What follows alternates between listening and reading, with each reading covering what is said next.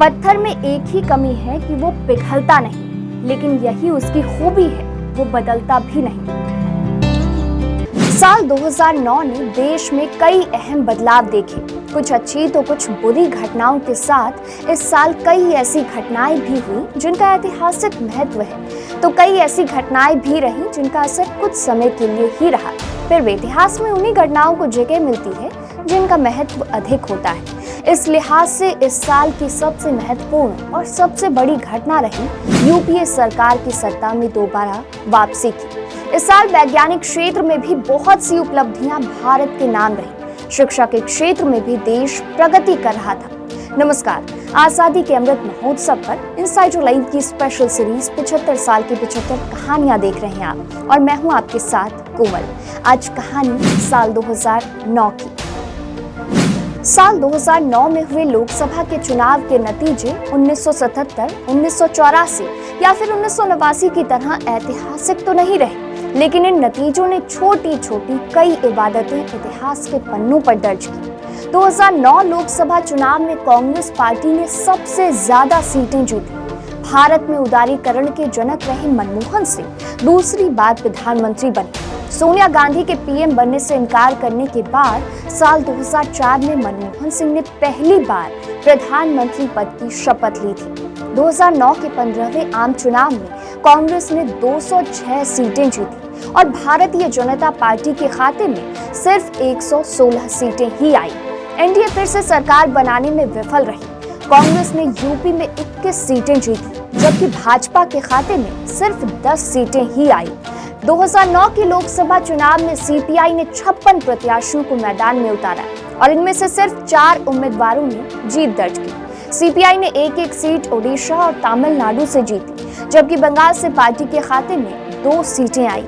CPM ने इस चुनाव में 82 प्रत्याशियों को मैदान में उतारा और इनमें से 16 उम्मीदवारों ने जीत दर्ज की। सीपीएम ने सबसे ज्यादा सीटें पश्चिम बंगाल से जीती। पश्चिम बंगाल में पार्टी के खाते में 9 लोकसभा सीटें आई, जबकि केरल से सीपीएम ने 4 और त्रिपुरा से 2 लोकसभा सीटें जीती।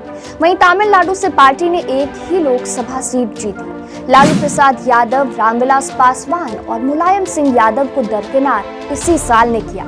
उत्तर प्रदेश के नतीजों से उत्साहित होकर एकाएक प्रधानमंत्री बनने की मायावती की हसरतों को भी इसी साल ने धोया। 15वें लोकसभा चुनाव में मायावती की पार्टी बीएसपी ने सबसे ज्यादा 500 सीटों पर प्रत्याशी उतारे और इनमें से जीत सिर्फ 21 उम्मीदवारों को ही मिली। 2009 के लोकसभा चुनाव में कांग्रेस ने सबसे ज्यादा सीटें आंध्र प्रदेश से जीती। पार्टी ने इस सूबे में 33 सीटें जीती, जबकि सबसे बड़े सूबे उत्तर प्रदेश से पार्टी के खाते में सिर्फ 21 सीटें ही आई। उत्तराखंड की 5 लोकसभा सीटों पर कांग्रेस का कब्जा रहा। राजस्थान से पार्टी के खाते में 20 लोकसभा सीटें आई। इसी तरह कांग्रेस ने पंजाब से 8 सीटें और केरल से 13 सीटें जीती। वहीं भारतीय जनता पार्टी ने इस चुनाव में सबसे ज्यादा सीटें कर्नाटक से जीती। यूपी से भाजपा के खाते में सिर्फ 10 सीटें ही आई। राजस्थान से पार्टी ने 4 और पश्चिम बंगाल से सिर्फ 1 सीट ही जीती। बिहार से पार्टी ने 12 लोकसभा सीटें और मध्य प्रदेश से 16 सीटें जीती। लेकिन इन चुनावों से बड़ी राजनीतिक घटना बनी दिसंबर महीने में उभरी तेलंगाना की राजनीति। आंध्र प्रदेश अभी अपने मुख्यमंत्री राजशेखर रेड्डी के सदमे से उबरा भी नहीं था कि अलग तेलंगाना राज्य के लिए आंदोलन फिर से शुरू हो गए। हिंसक आंदोलनों, आत्महत्याओं और आमरण अनशनों के बीच केंद्र सरकार की अपरिपक्वता भरे निर्णयों ने आंदोलन को शांत करने की बजाय और धधका दिया। आंध्र प्रदेश में राजनीतिक सरगर्मी का एक बड़ा कारण 10 जिलों को अलग अलग तेलंगाना राज्य की मांग को केंद्र सरकार द्वारा मान्यता दिया जाना रहा, जिसके बाद से राज्य में तेलंगाना के समर्थन और विरोध में आंदोलन का दौर जारी है। इस मामले पर जहां टीआरएस नेता चंद्रशेखर राव ने आमरण अनशन शुरू कर दिया, वहीं कई विधायकों ने इस्तीफे दे डाले। इसी साल देश में एनडीए की प्रमुख दल भाजपा में भी भारी बदलाव हुआ। संसद में लोकसभा में नेता प्रतिपक्ष के पद से जहां लाल कृष्ण आडवाणी ने इस्तीफा देकर सुषमा स्वराज के लिए जगह बनाई, वहीं पार्टी प्रमुख ने दबावों के चलते इस्तीफा देकर संघ की पसंद नितिन गडकरी को अपनी कमान सौंप दी। कहा जा सकता है कि पार्टी का नेतृत्व अपेक्षाकृत अधिक नौजवान पीढ़ी के हाथों में आ गया, लेकिन संघ चाहकर भी आडवाणी को सक्रिय राजनीति से बाहर कर पाने में सफल नहीं रहा। जिन्ना पर लिखी किताब के चलते भाजपा ने अपनी पार्टी के एक वरिष्ठ और प्रखर नेता जसवंत सिंह को दल से बाहर कर दिया। साल के समाप्त होने से पहले राजनाथ सिंह ने पार्टी प्रमुख पद से त्याग पत्र दे दिया और महाराष्ट्र के नितिन गडकरी को भाजपा का अगला अध्यक्ष बना दिया गया। सितंबर महीने में एक दुखद घटना ने आंध्र प्रदेश के मुख्यमंत्री वाईएसआर रेड्डी का हेलीकॉप्टर दुर्घटना में निधन हो गया। रेड्डी का निधन राज्य में एक ऐसा शून्य पैदा कर गया जिसे अभी तक नहीं भरा जा सका। केंद्र सरकार ने पश्चिम बंगाल में लालगढ़ में हुई हिंसा को देखते हुए माओवादी कम्युनिस्ट पार्टी पर प्रतिबंध लगाते हुए इसे उग्रवादी संगठन घोषित कर दिया। लोकसभा चुनाव में ममता की तृणमूल मजबूती से आगे बढ़ी। साल 2009 के पन्नों पर रतन टाटा की वो जिद भी दर्ज रहेगी जिसका नाम नैनो है। दुनिया की सबसे सस्ती कार नैनो को उन्होंने बड़ी अड़चनों के बाद भी साकार करके दिखाया। इस छोटी सी कार ने एकाएक दुनिया भर की कार कंपनियों के सामने एक चुनौती रख दी। इस वर्ष शिक्षा के क्षेत्र में भी बहुत कुछ किया गया और केंद्र सरकार ने 15 नए केंद्र विश्वविद्यालयों की स्थापना और 3 राज्य विश्वविद्यालयों को प्रोन्नत कर केंद्रीय विश्वविद्यालय का दर्जा दिया। देश में 7 नए IIA खोले गए और 8 नए IIT की नींव रखी गई। 11वीं पंचवर्षीय योजना के तहत 9 नए NIT की स्थापना को भी मंजूरी दी गई। दिल्ली में दक्षेश विश्वविद्यालय बनाए जाने के अलावा CBSE की 10वीं कक्षा की परीक्षा को वैकल्पिक बना दिया गया और इसमें विद्यार्थियों को ग्रेड देने की व्यवस्था की गई। एम्स की तर्ज पर देश में 6 नए चिकित्सक संस्थानों को बनाने का फैसला किया गया। तो उच्च शिक्षा में सुधार के लिए यशपाल समिति ने अपनी सिफारिशें मानव संसाधन विकास मंत्री कपिल सिब्बल को सौंपी। इसी साल दिल्ली हाई कोर्ट का फैसला आया जिसमें समलैंगिक संबंधों को वैधता प्रदान की गई। बाद में सुप्रीम कोर्ट ने भी इस फैसले को बदलने से इनकार कर दिया। अदालत ने कह दिया कि समलैंगिक होना एक व्यक्तिगत फैसला है और अधिकार भी।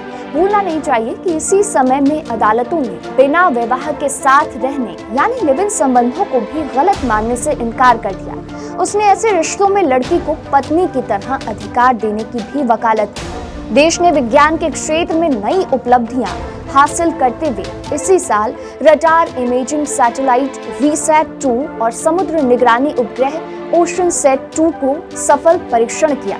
23 सितंबर को PSLV C-14 का ओशनसैट-2 और 6 विदेशी नैनो सैटेलाइट के साथ पहली पूर्णतः व्यावसायिक उड़ान भरी। ये लगातार 15वीं सफल उड़ान थी।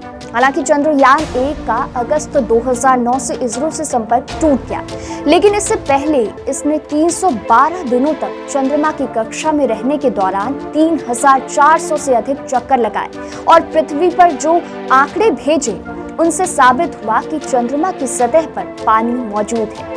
इस खोज की नासा ने भी पुष्टि की और चंद्रयान की इस उपलब्धि की सारी दुनिया में सराहना हुई। इसके अलावा भारत ने इसी साल एक साथ 7 उपग्रह अंतरिक्ष की कक्षा में स्थापित करने में सफलता पाई।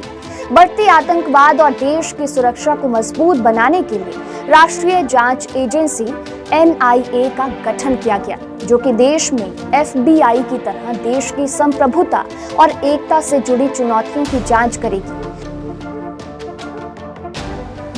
FBI की पकड़ में आए मुंबई हमले के कथित रणनीतिकारों को अमेरिका में पकड़ा गया, लेकिन उनके संबंध में जो जानकारियां उजागर हुई उनसे ये भी साबित हुआ कि हमारी खुफिया और सुरक्षा व्यवस्था में जबरदस्त खामियां हैं, जिनके चलते हमें जानकारी तब होती है जब आतंकवादी घटनाएं हो जाया करती हैं। इसी साल अक्टूबर महीने में जयपुर स्थित इंडियन ऑयल कॉर्पोरेशन के तेल डिपो में भीषण आग लग गई, जो कि कई दिनों के बाद बुझाई जा सकी। इसे देश के सबसे भीषण अग्निकांड माना जा सकता है। 1 दर्जन से ज्यादा मौतें और 500 करोड़ रुपए से ज्यादा का नुकसान हुआ। इसी तरह की एक रेल दुर्घटना मथुरा के पास 21 अक्टूबर 2009 को हुई। यहाँ गोवा एक्सप्रेस ने मेवाड़ एक्सप्रेस को टक्कर मार दी, जिससे 22 यात्रियों की इस दुर्घटना में मौत हो गई। विवादित ढांचा ढाए जाने के 17 साल बाद लिब्रहान आयोग की रिपोर्ट ने किसी को नहीं चौंकाया। हाँ, एक सवाल जरूर पूछा गया कि ऐसी रिपोर्ट के लिए 17 साल लगाने का क्या औचित्य था। बाबरी कांड की जांच पूरी कर लिब्रहान आयोग ने प्रधानमंत्री को अपनी रिपोर्ट सौंप दी और दिसंबर महीने में संसद के दोनों सदनों में इस रिपोर्ट को लेकर भारी शोर शराबा हुआ। साल के समाप्त होने से पहले संसद में रंगनाथ मिश्र आयोग की रिपोर्ट को भी पेश कर दिया गया, जिसमें सिफारिश की गई कि अल्पसंख्यकों को बेहतरी के लिए सरकार को आरक्षण जैसे उपाय करने चाहिए। इसी साल ने 3 भारतीयों AR रहमान, गुलजार और रसूल पोकुट्टी को ऑस्कर पाते देखा। तो आज के एपिसोड में बस इतना ही। फिर मिलूंगी कल अगले एपिसोड में, यानी साल 2010 की महत्वपूर्ण घटनाओं के साथ। देखते रहिए इनसाइडर लाइव। नमस्कार।